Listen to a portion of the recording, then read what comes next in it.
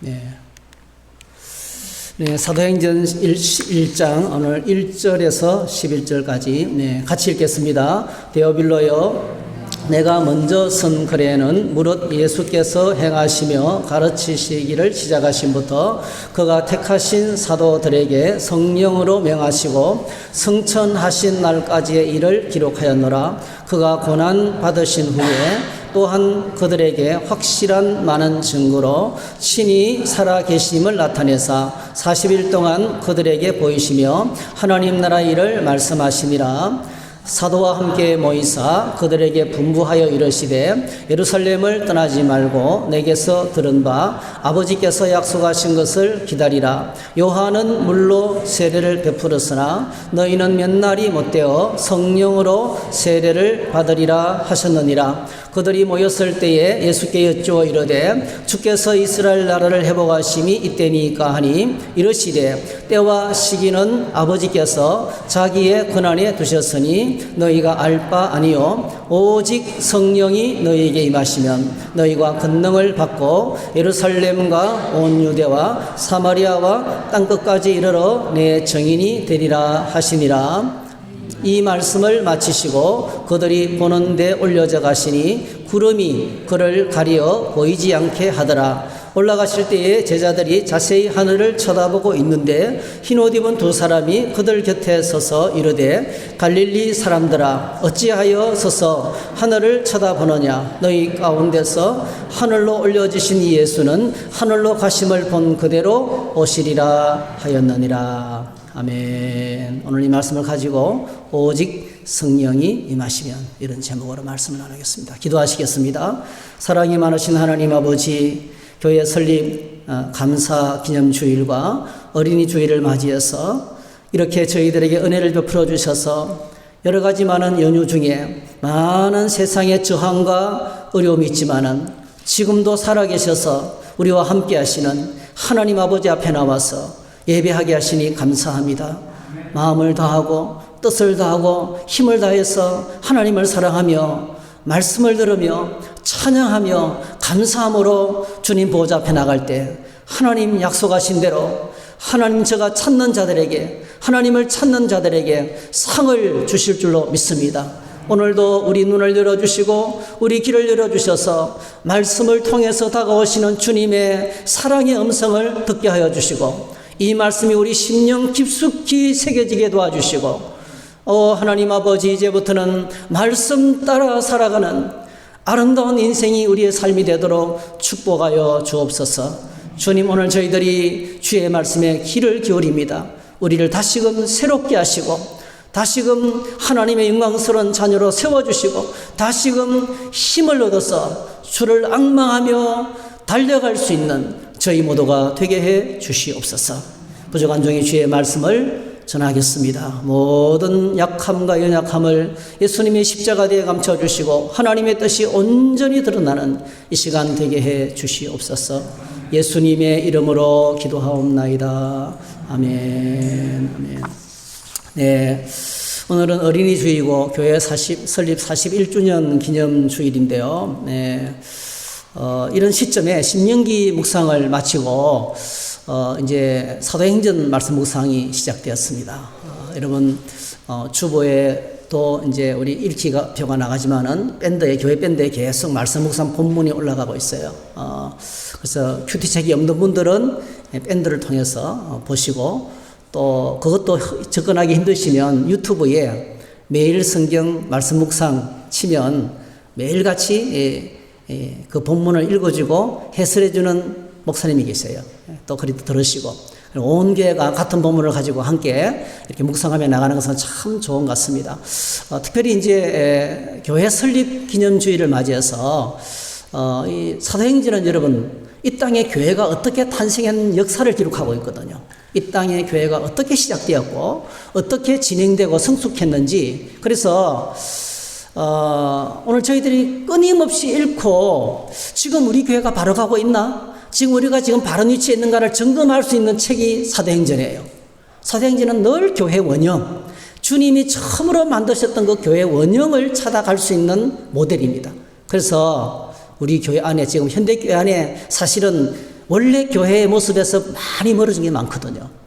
좀 세속화되고 교회가 권력화되면 안 되거든요. 뭐 예를 들면 목사가 제일 높고 그다음에 장로 뭐 이런 식으로 계급화되면 안 되거든요. 여러분 우리는 모두 다 주님 안에서 한 가정인 줄 믿습니다. 가정 안에요. 내가 높으니까 내 말 들어야 돼. 이렇게 막 큰 소리 치는 사람이 있으면요. 그 가정이 고통스러워요. 교회는 하나님의 가정입니다, 여러분.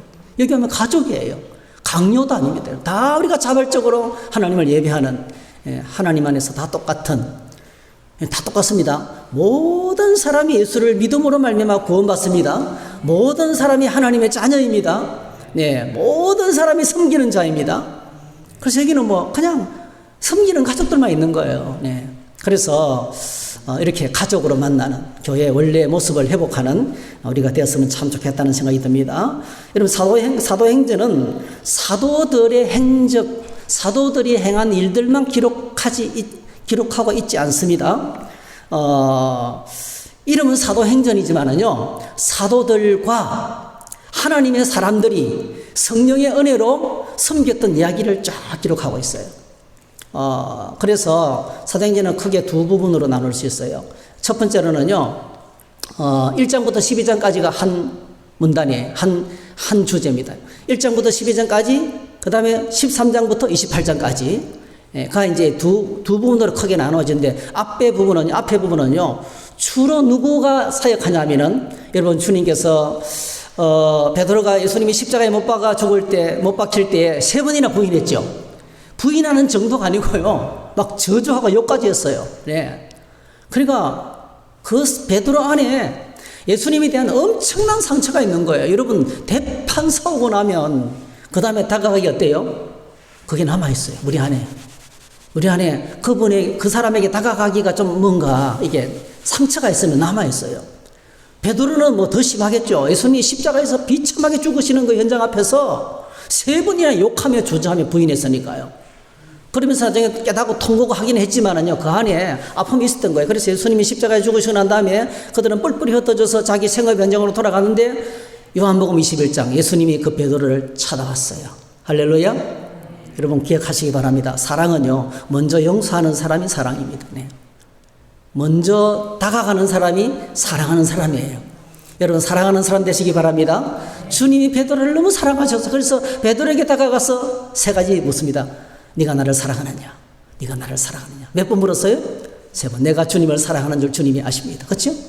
그랬을 때 예수님께서 놀라운 말씀을 합니다. 세 번 다 똑같이 내 양을 먹이라, 내 양을 치라, 내 양을 먹이라. 그러니까 이게 뭡니까? 그렇게 넘어지고 실수하고 천방지축이고 혈기왕성하고 엉망이고, 그러니까 좀 사람들이 베드로를 볼 때 그냥 어부 출신이잖아요. 지성적이지 않고 생각 없이 말하고 막 엉망입니다, 여러분. 이 엉망인 베드로를 예수님은 다시금 부르셔서 세 번이나 사랑 고백을 하게 하고, 그러니까 세 번의 예수님을 부인했던 고백을 뭡니까? 예수님에 대한 세 번의 사랑 고백으로 바꿔놓고 난 다음에, 여러분 주님을 사랑하는 자만이 하나님이 일을 할 수 있는 줄 믿습니다. 사랑의 고백으로 바꿔놓고 난 다음에, 그래서 여러분 저와 여러분들이 지금까지 어떻게 살았는지 아무 상관없어요. 지금까지 넘어지고 짜파지도 상관없어요. 우리가 이 시간에 다시금 회개하고 주님 사랑합니다 고백하면 우리를 다시 새롭게 서주실 줄 믿습니다. 이렇게 뭘 맡겼어요? 하나님의 교회를 맡겼어요. 내 양을 먹이라는 것은요, 앞으로 장차 교회의 지도자가 될 것이라는 거예요. 어떻게 먹입니까? 말씀으로 먹이는 거죠. 말씀으로 먹이는 거죠. 이 베드로를 주님이 부르신 거예요. 그래서 이 베드로가 사역을 시작하면서 여러분, 그가 설교를 하면 하니까 3,000명이 예수 믿게 됐어요. 할렐루야. 그래서 초대교회를 세우는 기수가 됩니다. 그래서 1장부터 12장까지는 베드로가 예루살렘과 유다를 중심으로 북내에서 어떻게 하나님의 교회를 세워가는 과정을 쫙 기록했어요. 기도하러 올라가다 안전병이를 일으키고 난리 납니다. 손수건만, 베드로가 지나가는 그림자만 밟아도 사람들이 낫고, 네. 그리고 죽었던 사람이 살아나고 있잖아요. 이런 일들이 베드로를 통해서 나타나는 거예요. 이게 1장부터 12장까지 이야기예요. 그리고 13장부터 28장까지는 사도 바울. 예. 이제부터는 안디옥 교회에서 금식하며 사도 바울과 바나바가 세계 선교를 해서 파송이 되는데 1차, 2차, 3차 세 번에 걸쳐서 세계 선교행을 합니다. 그래서 앞부분에 1장부터 12장까지는 베드로가 7번 설교를 해요. 7번의 베드로 설교가 설려 있어요. 베드로가 한번 설교할 때마다 3,000명, 5,000명 막 믿었어요. 네. 그리고 13장부터 28장까지 사도 바울의 설교가 11번 기록되어 있어요. 11번. 3번 자기 간증을 합니다. 사도행전 9장, 22장, 26장에서 주님을 만난 신앙 간증을 해요. 그러면서 가는 곳마다 말씀을 전하면서 가는 곳마다 뭘 세웁니까? 교회를 세웁니다. 교회를 세웁니다. 그래서 앞에는 베드로 중심, 뒤에는 사도 바울 중심. 12사도의 이야기를 다 기록하지 않아. 이 두 사람 이야기밖에 없어요. 그리고 이제 유명한 평신도 사역자들이 등장하는 거예요. 빌립 집사님, 할렐루야. 그 다음에 뭐죠? 스데반 설교. 스데반은요, 7장에서 가장 긴 설교를 합니다. 가장 긴 설교. 7장 전체가 스데반의 설교입니다. 너무 탁월한 설교예요. 엄청난 설교를 합니다. 평신도인데, 집사님이. 그리고요, 고린도 교회를 세웠던 아굴라와 브리스길라 부부. 이런 이제 사역자들을 중간중간 소개하면서, 그러니까 사도행전이 6이라면 6분의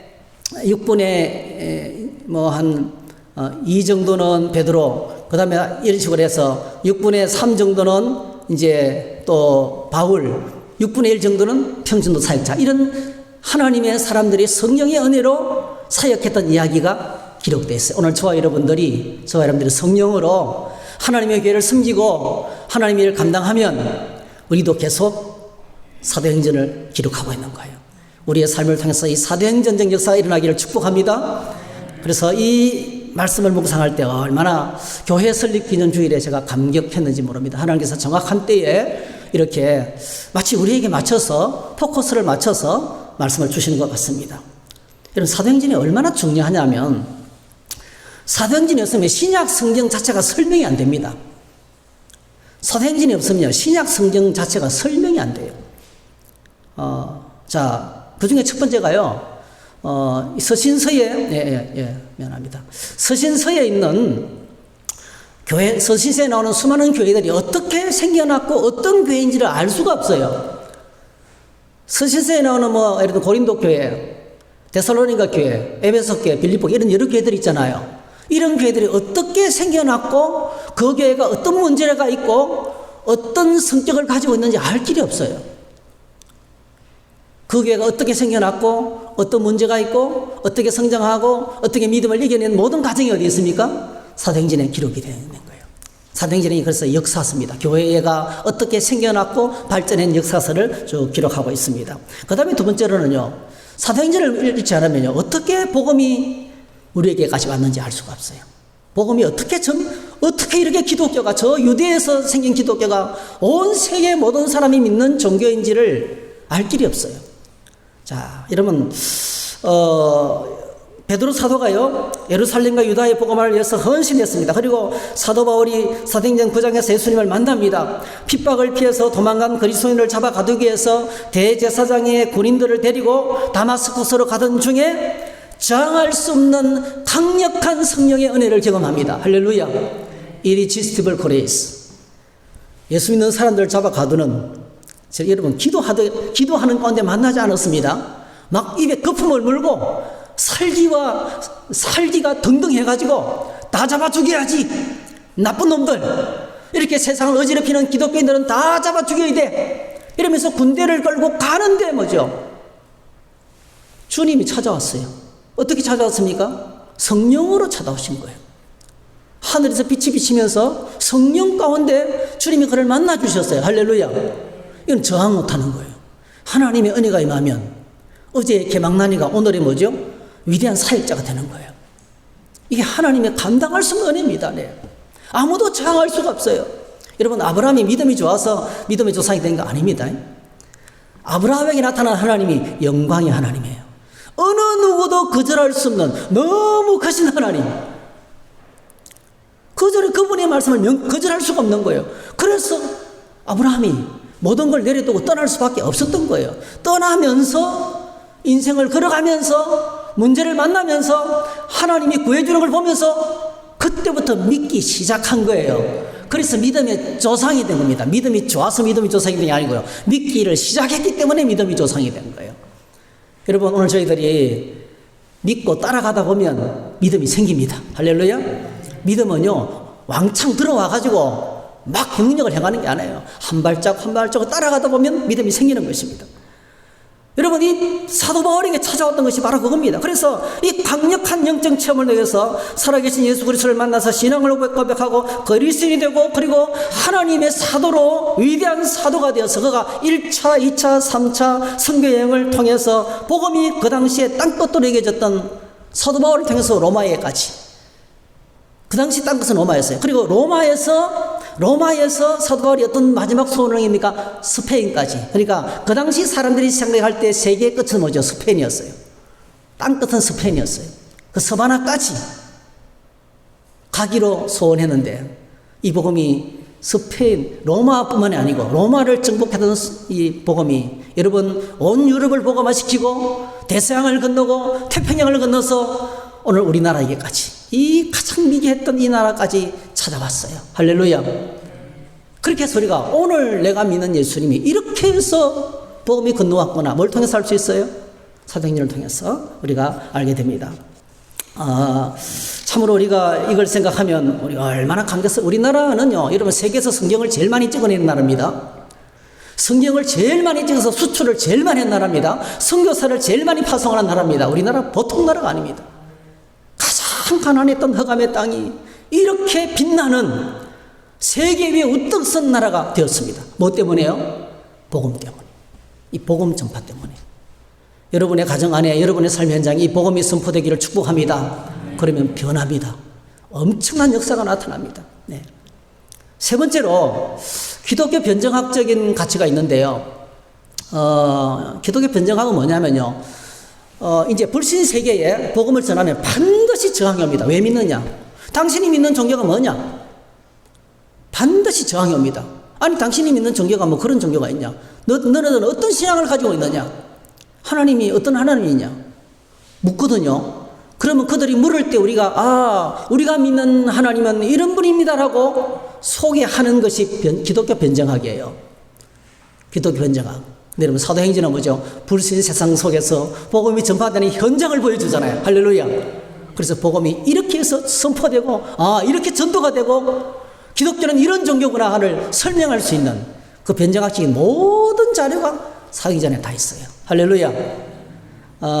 베드로전서 3장 15절에 보니까 이렇게 말했어요. 너희 마음에 그리스도를 주로 삼아 거룩하게 하고 너희 속에 있는 소망에 관한 이유를 묻는 자들에게 대답할 것을 항상 준비하되 온유와 두려움으로 하고 선한 양심을 가지라. 이는 그리스도 안에 있는 너희의 선행을 욕하는 자들로 그 비방하는 일에 부끄러움을 당하게 하려 함이라. 이렇게 했어요. 그래서 복음이 불신 세상으로 어떻게 들어갔고 어떻게 설명되어지는지, 이게 기독교 변정학에서 아주 중요한 그 키워드가 이 사도행전에 들어있다는 거예요. 그 다음에 마지막으로 네 번째로요, 교회사적으로 참 중요한 책입니다. 왜냐하면 교회가 어떻게 발전하고 성숙했는지를 여기서 볼 수 있어요. 예를 들면 그들이 예배를 어떻게 드렸을까? 예배를 어떻게 드렸을 것 같아요, 여러분? 유도구 사건 보면요, 유도구라는 청년이 사도 바울이 전하는 말씀을 듣다가 졸다가 떨어져 죽습니다. 그죠? 그리고 다시 살리잖아요. 거기에 보면은요, 초대교회에 이렇게 예배를 드렸구나.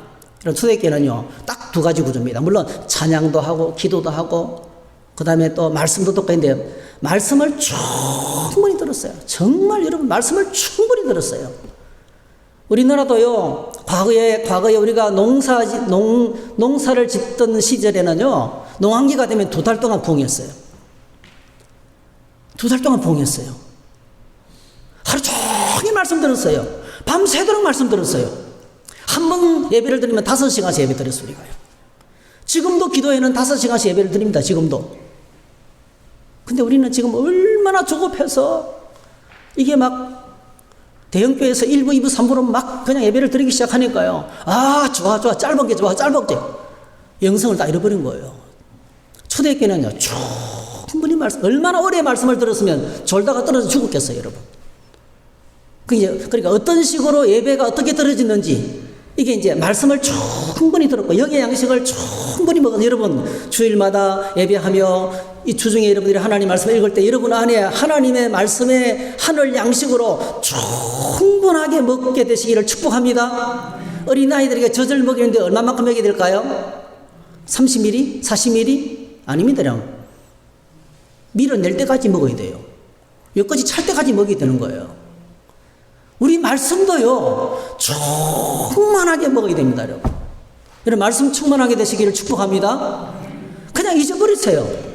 그냥 올인하세요, 그냥 집중하세요. 여러분, 집중하면 하나님께서 내 안에 채우시는 것을 보게 됩니다. 할렐루야. 그래서 어떻게 예배가 드렸고, 예배의 요소가 어떤 것이고, 교회의 집사 제도가, 집사, 장로, 권사, 어떻게 생겼는지, 이런 교회의 시스템이 어떻게 마련됐는지, 어떻게 정착하게 됐는지. 처음에는 집에서들 모였거든요. 근데 남자 점차 갈수록 이제 예배당을 갖게 됩니다. 그런 식으로 이 모든 과정들이, 교회가 어떻게 발전하는 그 과정들이 자세하게 성경 속에서 나와 있어요. 네. 그리고 충분히 말씀 먹고 그 다음에 식사했습니다. 그 다음에 육신의 양식으로 채우는, 이것이 이제 그들의 예배의 모습이었습니다.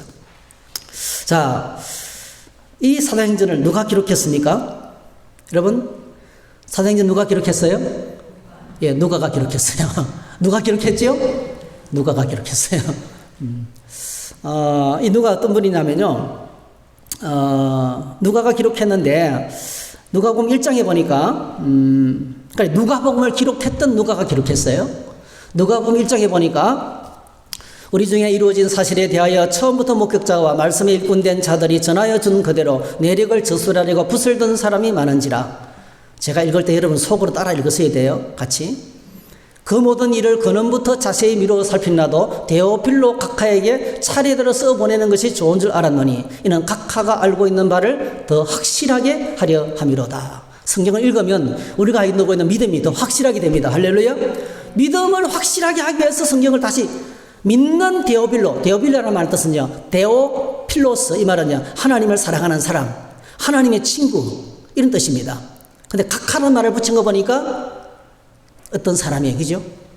그냥 상징적인 인물이 아니고 어떤 사람이에요. 네. 그러니까 누가복음하고 사도행전은 뭐예요? 편지라는 걸 알 수 있죠. 편지. 누가가 써보낸 편지입니다. 그리고 이어서 첫 편지를 이렇게 써서 보내고요. 그 다음에 사도행전 1장 1절이 지나보니까 데오빌로요, 봤죠? 내가 먼저 쓴 글이 뭐죠? 누가복음에. 무릇 예수께서 행하시며 가르치시기를 시작하신부터 그가 택하신 사도들에게 성령으로 명하시고 성천하신 날까지 이를 기록하였느니라. 그러니까 먼저 쓴 글, 누가복음에는 어디서부터 어디까지 예수님의 출생과 성장과 공생의 사역과 십자가의 죽으심과 부활과 성천까지 이를 기록했다는 거예요. 그리고 지금 뭐죠? 사도 바울이 사도행전을 시작하면서 어디부터 시작합니까? 예수님의 성천한 이야기부터 시작하는 거예요. 예수님이 성천하신 이야기부터 시작하면서 이 사도행전을 이어서 기록하고 있는 걸 보게 됩니다. 그래서 저자가 누굽니까? 이 성경에 의해서 확실하게 그는 누가라는 사실을 확인하게 됩니다. 여러분, 누가는 어떤 사람이냐면요, 참 놀랍습니다. 여러분, 누가는 물어볼게요. 유대인일까요? 아니면 이방인일까요? 헬라인일까요? 누가는요, 유대인이 아닙니다, 여러분. 이방인입니다. 이방인이 성경을 기록했어요. 유대인이 아니에요. 네. 마태복음, 마태가 기록했어요. 유대인입니다. 그렇죠? 마가복음, 유대인입니다. 마가복음을 기록한 마가는 유대인입니다. 요한복음을 기록한 요한은 예수님의 제자 중에 한 사람, 그죠? 사도 요한입니다. 사도 바울, 철저한 유대인입니다. 성경 전체 저자 가운데서요, 이방인은 누가 한 사람밖에 없는 거예요. 이 누가 한 사람만이 성경 전체 저자 가운데서 유일한 이방인이에요. 유일한 이방인. 그런데 이 누가는 누군가로부터 복음을 들었어요. 누군가로부터 복음을 듣고, 그래, 사도 바울로부터 복음 들은 건 아니에요. 복음을 듣고 난 다음부터 그는 복음을 연구하고 정리하기 시작했습니다. 왜냐하면 너무 감격스러웠어요. 아니, 세상에 천지를 창조하신 하나님이 날 사랑하셔서 독생자를 보내주셔서 날 대신에 십자가에 죽으시고 나의 모든 죄를 처리하시고 우리 하나님과 우리 사이의 관계를 회복하고 신분을 회복하고 새로운 지혜를 주셨고 영원한 천국을 주셨어요. 할렐루야.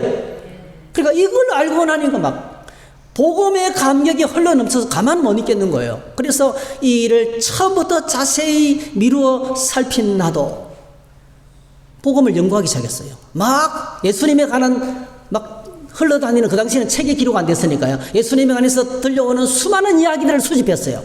그 이야기를 수집해가지고 출생부터, 예수님의 출생부터 차근차근하게 어디까지, 성천까지 이를 자세하게 정리해서 기록해서 이걸 자기만 갖고 있지 않고 뭡니까? 데오빌로 사람에게, 데오빌로에게 편지를 보낸 거예요. 나누는 겁니다. 복음을 나누는 일을 했던 것입니다.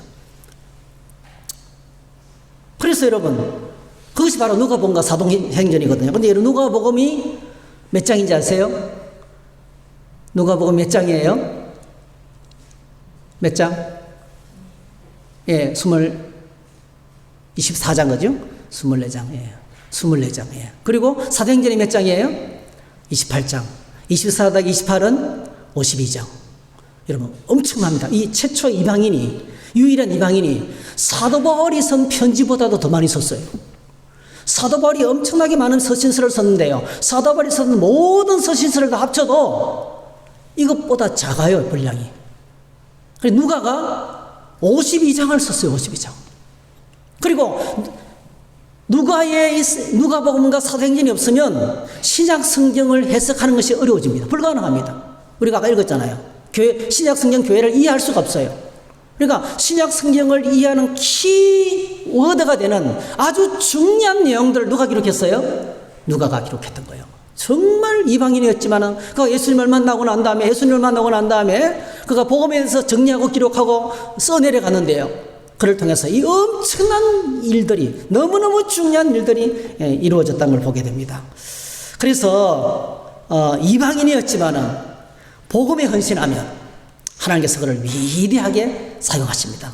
오늘 저와 여러분 이렇게 하나님께 크게 쓰임 받는 주의 사람들이 되시기를 주의 이름으로 축복합니다. 그 다음에 두 번째로 그는 의사였습니다. 골로새서 4장 14절에 보니까 사랑받는 의사 누가 이렇게 했어요. 의사를, 누가를 부를 때 그냥 부르지 않고 그는 사랑받는 의사 누가라 불렀습니다. 여러분 시내 가면요 아주 유명한 내과가 하나 있어요. 우리 전에 구자경 형제도, 돌아가신 우리 구자경 형제도 그 병원에 가서 진단을 받아가지고 그 내과에 가가지고 암이 발견됐어요.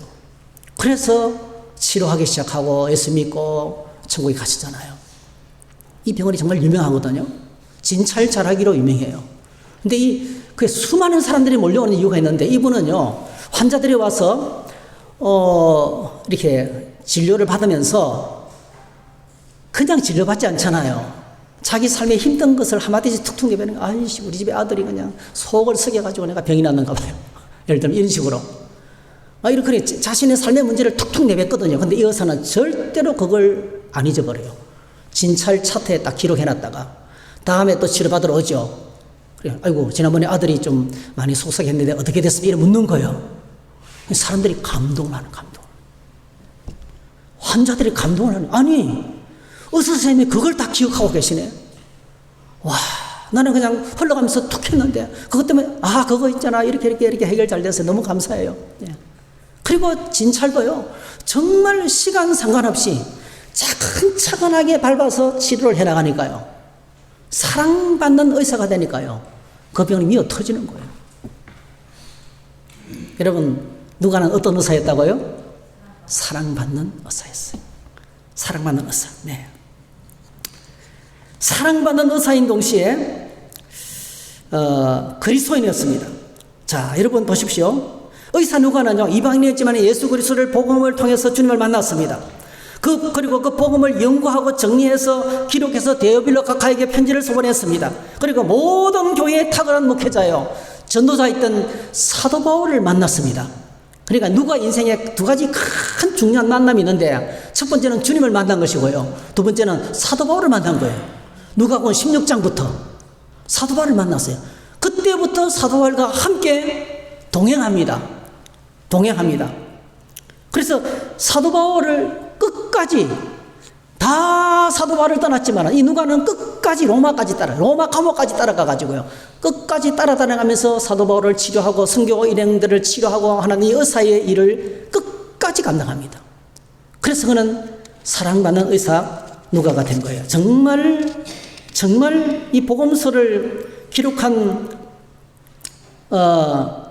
이 복음서 기록을 통해서 수많은 사람들에게 정받고 하나님의 사람들에게 사랑받는 사람이 되었습니다. 이게 디모데후서 기록을 보면 이렇게 되어 있어요. 대만은 이 세상을 사랑하여 나를 버리고 데살로니가로 갔고 그레스게는 갈라디아로 디도는 달마디로 다 떠났더라가 내가 로마의 사도 바울이 로마 감옥에 가택연금을 하고 당하고 있는데요. 그 습기 찬 감옥에 제대로 시설 좋지 않은 가운데서 그냥 푸대집을 받으면서 이렇게 있는데 다 떠나고 없다는 거예요. 대마도 가고 뭐 또 그레스게도 가고 디도도 가고 다 갔다는 거예요. 그 누구만 남아 있었어요? 누가만 남아. 이 누가는요 사도 바울을 끝까지 있으면서 그를 케어하고 치료했던, 좀 쉽게 말하면 사도 바울의 주치 역할을 했던 겁니다. 그래서 그는 사도 바울로부터 사랑받는 의사 누가만 나와 함께 있다. 그는 사랑받는 의사라고 고백을 하고 있는 것을 보게 됩니다. 여러분, 이런 하나님의 사람이 되시기를 축복합니다. 주께서 맡기신 내 자리를 끝까지 지키고 다 떠났지만 이런 핑계로 떠나고 저런 이유로 떠나고 여러분요 다 떠났지만은 홀로 끝까지 남아서 내 자리를 지키는 그런 하나님의 사람 되시기를 축복합니다. 우리 이 사람에게 한번 축복하십시다. 당신은 사랑받는 하나님의 사람입니다. 사랑받는 하나님 사람 되시기를 축복합니다. 예. 자, 이제 본문을 보십시다. 예. 본문은 짧게 합니다. 자, 1장 1절 2절. 1장 1절 2절. 우리가 읽었습니다. 그죠? 예. 데오빌로여, 이 편지를 받는 수신자입니다. 그리고, 먼저 쓴 글은 누가복음이죠. 내가 먼저 쓴 글에는 누가복음입니다. 그리고 이 먼저 쓴 누가복음에는 어디서부터 예수님의 출생부터 예수님의 성천하신 내용까지 기록을 했습니다. 그리고 사도행전은 뭐죠? 예수님의 성천 기사부터 지금 시작하고 있습니다. 두 책을 연결하는 고리가 뭐라고요? 예수님의 성천 기사입니다. 예수님의 성천 기사를 통해서 우리가 제일 먼저 책을 쓰면서 제일 먼저 딱 이야기하는 것이 예수님이 성천하셨다는 거예요. 예수님이 성천하셨다는 것을 이야기합니다. 자, 오늘 저와 여러분들이 세상에서 예수님에 관해서 이야기할 때 한 가지 황당한 문제가 있어요. 그게 뭐냐 하면 좀 믿게 하고 싶은데 내가 믿어서 너무 좋은데 좀 기독교 복음을 소개하고 싶은데 성경 한번 읽어보세요. 근데 여러분 신약 성경에 기록된 예수님에 관한 성경에 기록된 예수님에 관한 이야기들은요 이성적으로 읽고 객관적으로 읽으면 황당하기 짝이 없어요. 시작부터 말이 안 되는 거예요. 예수님이 어떻게 태어나셨습니까? 결혼도 안 했는데 동친도 안 했는데 처녀 몸에서 태어났어요. 동정녀 여러분 예수님이 처녀 마리아의 몸에서 결혼도 하기 전에 남녀와의 관계도 갖기 전에 동정녀 탄생하셨다는 것을 믿습니까? 믿습니까? 우리는 믿지만은 세상 사람들이 듣기에는 황당한 그런 일이 세상에 어디 있어? 처음부터 안 받아들여지는 물리로 걸으시고 죽은 자를 살리시고 불치병을 고치시고 뭐 빵 한 조각 가지고 뭐 5,000번을 먹으시고 세상에 이거 성경은 완전히 막 거짓말도요 이렇게 부풀린 거짓말이 없어요. 황당하게 짝이 없는 거예요. 그리고 또 성천하실 때 하늘로 올라가셨대. 아니 사람이 어떻게 하늘로 올라가요? 비행기도 안 타고 우주선이 있으면 몰라도요. 여러분 성경은 황당한 이야기로 가득 차 있어요. 그래서 인간적으로 생각할 때 이런 성경을 어떻게 믿을 수가 있는가? 네. 이런 성경을 어떻게 믿을 수? 참 재미있기는 있어요. 네. 재미있게 읽을 수는 있지만은 이걸 아멘 우리처럼 믿기가 쉽지 않아요. 여러분 축복합니다. 예수님의 이름으로 하나님 말씀 믿어지는 것이 큰 은혜인 줄 믿습니다. 이게 얼마나 큰 일인지 몰라요. 근데 황당한 이야기예요. 근데 사도행전을 기록하면서 지금 성천 이야기부터 기록하고 있잖아요. 그래서 여러분 아버지가 루터교 목사님이었고요. 독일의 유명한 신학자인 볼트만이라는 신학자가 있는데 이 신학자가 한 이유 중에 하나가 이런 걸 누가 믿을 수 있나? 그래서 성경에서 믿기 어려운 신화 같은 이야기들은 다 뺐어요. 이걸 보고 성경의 비신화화 작업이라 그래요. 그래서 뭐만 믿었냐면 예수님이 행하셨던 사랑과 예수님이 행하셨던 섬김과 주님께서 하셨던 용서와 이런 것만 보고 믿으라는 거예요. 이런 것만 보고 믿으라고 외쳤던 거예요. 그러면 잘 믿을 줄 알았어요. 근데 뭐 그렇게 했더니 이게 바로 자유주의거든요. 자유주의로 전락하니까 19세기 계몽주의에서 자유주의를 사니까 이 계몽주의자들이 성경을 불태우고 믿기는커녕 성경을 불태우고 하나님을 대적하고 그래서 뭐가 일어났습니까 여러분? 이 고상하게 보이는 인간이 이렇게 문화를 발달시키고 인간 중심의 기가 막힌 예술을 만들어야 되는 그 인간들이 2차 세계대전을 통해서 엄청난 살상을 저지르는 거예요. 그래서 다시 원래 하나님에게로 돌아온 것이 신정통주의예요. 틀렸다. 계몽주의 틀렸다. 자유주의 틀렸다. 그래서 여러분 기억하시기 바랍니다. 성경 말씀에 우리가 자꾸 믿게 하려고 더하거나 빼면 안 돼요. 있는 그대로 전해야 됩니다. 있는 그대로 전하면 누가 역사하십니까? 하나님이 믿게 하십니다. 내가 믿게 하는 것이 아니고 내가 설득하는 것이 아니고요. 내가 이해시키는 것도 아니고 하나님이 믿게 하시는 것입니다. 그래서 여러분 성경을 읽으실 때 말씀 펴놓고 그냥 아멘 아멘 네. 하나님 말씀 그대로. 그래서 사도행전은 성천 이야기부터 기록을 하고 있습니다. 자, 그 성천 이야기가 1장 9절에서 11절이죠. 이 말씀을 마치시고 그들이 보는 데 올려져 가시니 구름이 그를 가려 보이지 않게 하더라. 올라가실 때 제자들이 자시 하늘을 쳐다보고 있는데 흰옷 입은 두 사람이 그들 곁에 서서 이르되 갈릴리 사람들아 어찌하여 서서 하늘을 쳐다보느냐 너희 가운데서 하늘로 올려주시니 예수는 하늘로 가심을 본 그대로 오시리라 하였느니라. 예수님의 성천은 마지막이 아니었어요. 예수님이 성천은 사실은 사라졌어요. 하늘로 사라졌습니다. 그것은 또 다른 하나님의 새롭고도 놀라운 일의 시작이었습니다. 그 시작이 뭐죠? 오늘 기록하고 있는 거예요. 3절에서 8절에 보니까 그가 고난받으신 후에 또한 그들에게 확실한 많은 증거로 친히 살아계심을 나타내사 40일 동안 그들에게 보이시며 하나님 나라의 일을 말씀하시니라. 예수님께서 십자가에 죽으시고 부활하셨어요. 며칠 동안 계셨어요?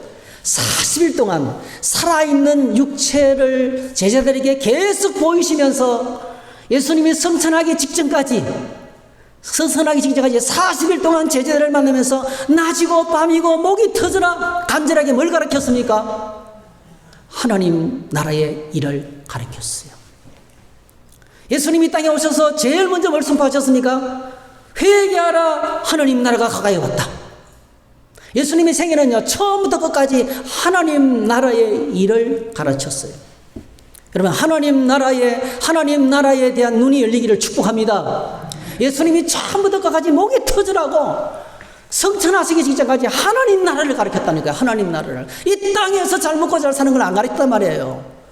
성경을 통해서 어떻게 아이들을 잘 교육해야 되느냐, 어떻게 성공하느냐, 어떻게 집을 짓느냐, 지리 공부는 어떻게 하느냐, 그런 걸 안 가르쳤단 말이에요. 성경에 지리도 나오고 아이들 가르치는 것도 나오고 다 나오지만은 성경을 기록한 목적은 하나님, 우리의 오늘 저와 여러분들에게 기쁜 소식인 하나님 나라를 전하기 위해서 애쓰고 있는 거예요. 예수님께서 지금 하나님 나라 일을 가르쳤습니다.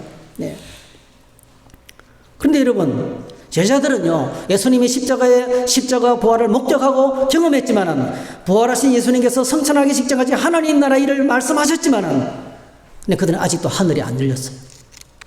그래서 그때 제자들이 예수님께 어떤 말을 주고받았는지 성경이 기록하고 있어요. 여러분, 우리가 말을 들어보면 그 사람이 믿는지 안 믿는지, 그 사람이 거듭난 사람인지 안 난 사람인지, 일상의 대화를 들어보면 알아요. 여러분의 모든 대화 속에 주님이 살아계시기를 축복합니다. 말로 시인하면, 마음으로 믿고 입으로 시인하면 구원받는다 그랬어요. 마음의 고백과 입술의 고백이 같아야 되는 거예요. 예. 말을 들어보면 알 수 있어요. 그럼 제자들과 예수님과 주고받는 대화를 한번 들어봅시다. 자, 예수님께서 제자들에게 말합니다. 사도와 함께 모이사 그들에게 분부하여 이르시되 예루살렘을 떠나지 말고 내게서 들은 바 아버지께서 약속하신 것을 기다리라. 요한은 물로 세례를 베풀었으나 너희는 몇 날이 못되어 성령으로 세례를 받으리라. 참, 예루살렘을 떠나지 말고, 예루살렘을 떠나지 말고 예수님께서 마지막 명령을 합니다. 예루살렘을 떠나지 말라. 이제 예수님은 성천하심으로 떠나갈 것입니다. 그들이 그토록 존경하며 따르던 랍비였던 예수님은 그들의 눈앞에서 사라질 것입니다. 그런데 그럼에도 불구하고 제자들은 떠나지 말고 한 곳에 모여서 기다리라는 거예요. 뭘요? 아버지께서 약속하신 것을 기다린 거예요. 그게 뭡니까? 주님이 성천하시면 그걸로 끝나는 게 아니고요. 주님께서 우리에게 성령을 보내주실 것이다.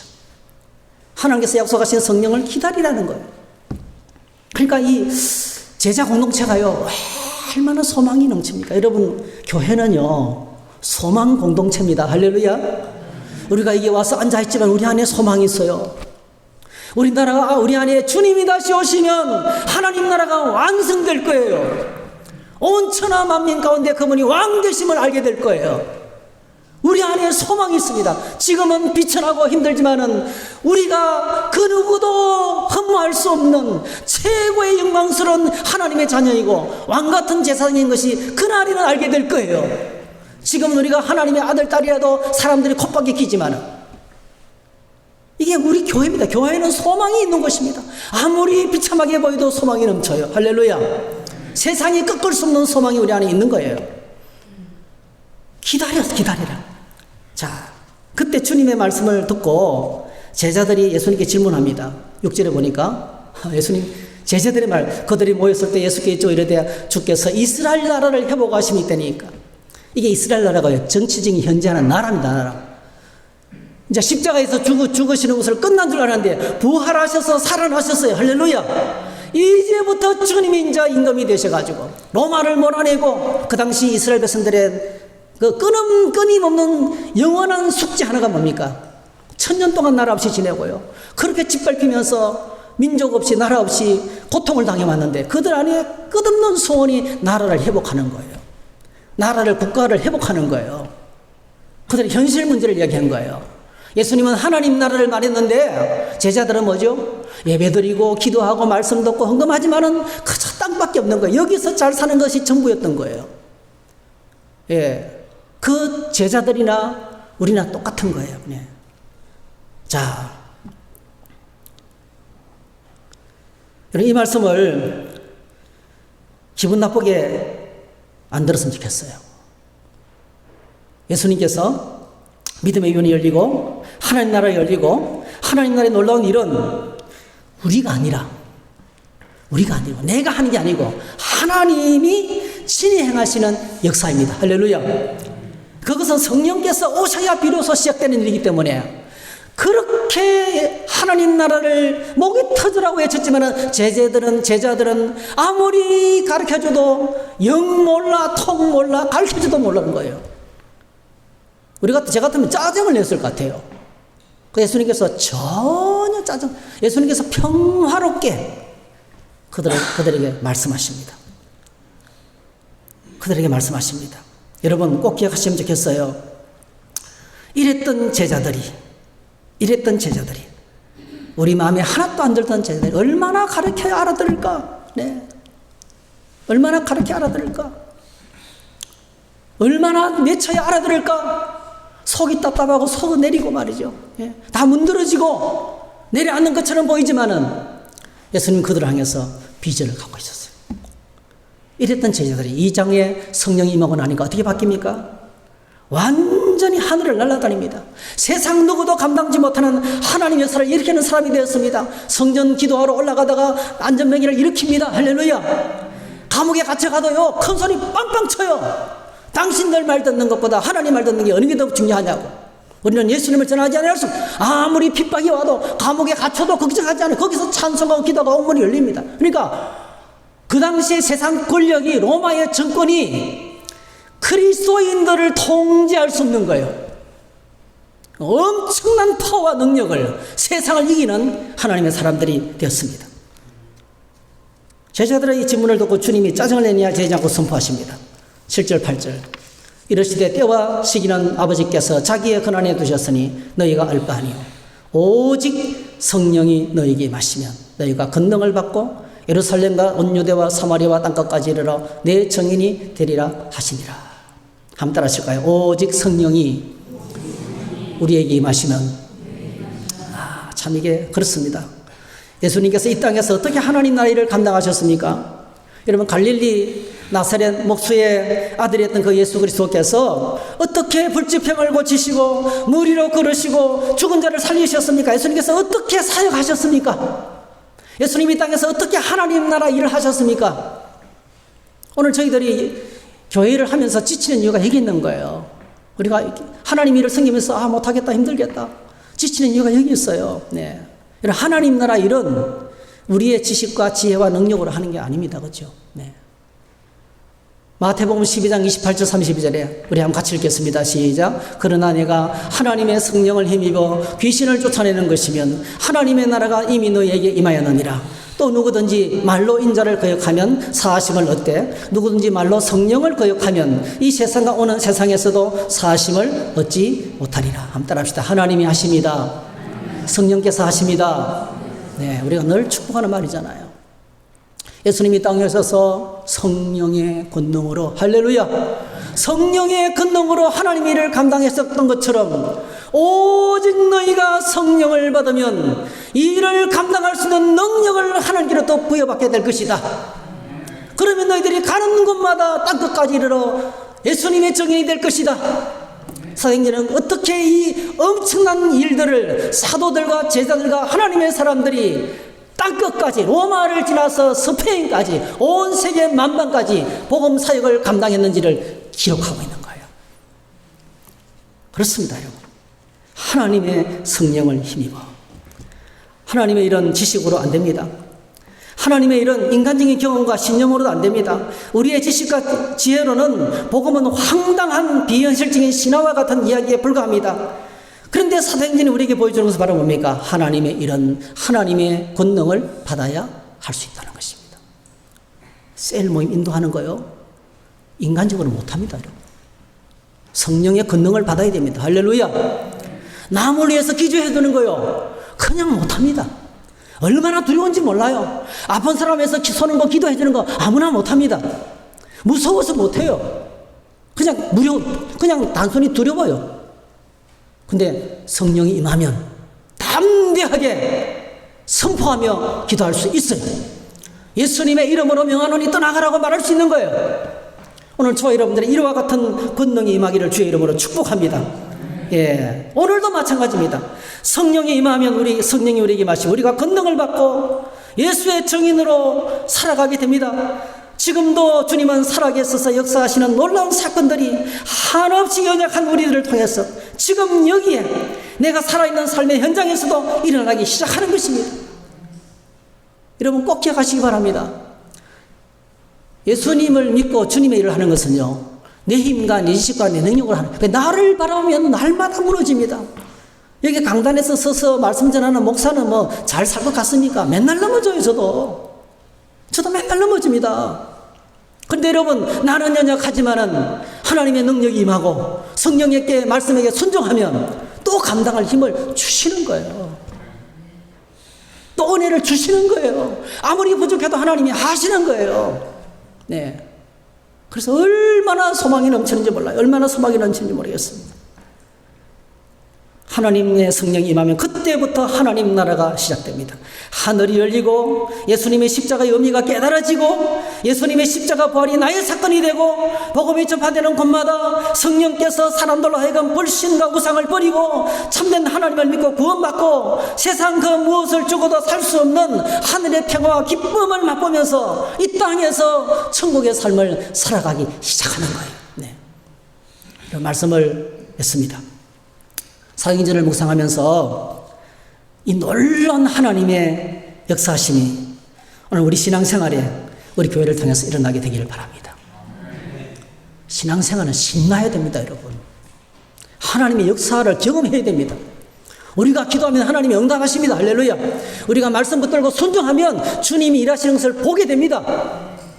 이게 성령의 능력이 임하면, 성령이 임하면 권능으로 사역하는 거예요. 예수님은 떠났지만은 제자들은 흩어지지 않았습니다. 물론 떠난 사람들도 많았어요. 예수님이 성천할 때 500명의 제자들이 그 자리에 있어요. 500명이 동시에 있었거든요. 500여 명이 떠나기 직전에 예루살렘을 떠나지 말고 약속하신 것을 기다렸는데 380명은 떠나고 120명만 남은 거예요. 근데 남았던 120명 사람들이 주님을 떠나지 아니하고 마음을 갖춰서 연합해서 하나가 되어서 부르짖어 기도했을 때 오순절 성령이 임했습니다. 성령 받는 그들은 온 예루살렘과 유다와 사마리아와 땅끝까지 이르러 마침내 로마까지, 하나님의 로마의 심장에까지 복음을 전하는 그 사명을 감당하게 되었던 것입니다. 방언이 터졌습니다. 여러 나라 말로 하나님의 큰 일을 외치기 시작했습니다. 혈기왕성하던 베드로가 성령 충만하게 돼서 설교하니까 막 사람들이 믿기 시작했습니다. 여러분, 그렇습니다. 오직 성령이 임하시면 지금도 똑같습니다. 여러분, 지금까지 그려왔던 것처럼 지금도 앞으로도 교회의 소망은 오직 성령입니다. 한번 고백할까요? 교회의 소망은 오직 성령이시다. 코로나 이후에 교회 상황이 지금 절망입니다. 절망. 지난 주간에 우리 교세 통계표를 올리고 또 세례교회 헌금을 우리가 보내야 된다고 정리를 했는데요, 마음이 막 속이 쓰리는 거예요. 옛날에는 가득 찼었는데 한국교회가 지금요 전부 다 절망이에요. 절망. 인간적인 눈을 들어서 보면 절망이라도요, 100% 절망이라도요, 오직 성령이 임하시면 100% 소망이 넘칩니다. 할렐루야. 이 소망으로 우리 안에 가득 차야 돼요. 그래서 사도행전은 절대로 사람을 높이지 않습니다. 예수님의 어머니도 성령 받기 위해 기도하는 자리에 나와서 무릎 꿇고 기도하고 있어요. 그를 추앙하고 성모 마리아로 초대하지 않습니다. 예수님의 동생 야고보도 그 동생 유다도 혈육이라고 높이지 않습니다. 사람을 높이지 않습니다. 그냥 사도행전 1장에서 마가요한의 다락방에서 사도들과 함께 기도했던 내용으로 끝입니다. 다시는 성경이 안 나와요. 사도행전은 절대로 사람을 높이지 않습니다. 그냥 성령이 행하시고 하나님이 행하신 것만 높입니다. 여러분, 어떤 사람이 정상적인 믿음을 가진 사람인가 아닌가 보면요, 자기를 높이는지 하나님을 높이는지 보면 돼요. 사람들은 자기를 드러내지 못해서 안달입니다. 안 알아주면 삐집니다. 믿음이 아직까지 잘못됐어요. 정상적인 믿음을 가진 사람은 한번 따라합시다. 모든 수고는 내가 하고. 따라 안 하실래요? 모든 수고는 내가 하고 모든 영광은 하나님께. 사도행전은 그런 책이에요. 여기는 사람이 없습니다. 전부 다 성령께서 형편없이 부족한 사람들을 들어서서 역사하시고 일하시는 거예요. 여러분, 교회 임직을 앞에 놓고 우리가 준비하고 있는데요, 꼭 기억하시기 바랍니다. 인간적인 자격을 보고 있어서 임직 받는 사람은 한 명도 없습니다. 그렇다면 저도 이 자리에 서 있지 못합니다. 저도 자격이 없습니다. 여러분, 하나님 주시는 일은 부족함에도 불구하고 하나님이 하실 것이기 때문에 믿고 순종하며 은혜로 받아들이는 거예요. 그렇게 우리가 섬기면서 주님께 충성하는 저와 여러분 되셔서 우리의 삶이 사도행전에 큰 역사를 이루는 이 은혜가 있기를 주의 이름으로 축복합니다. 할렐루야. 우리 함께 찬양합니다. 찬양합니다. 찬송가 185장 우리 힘차게 한번 찬양하겠습니다.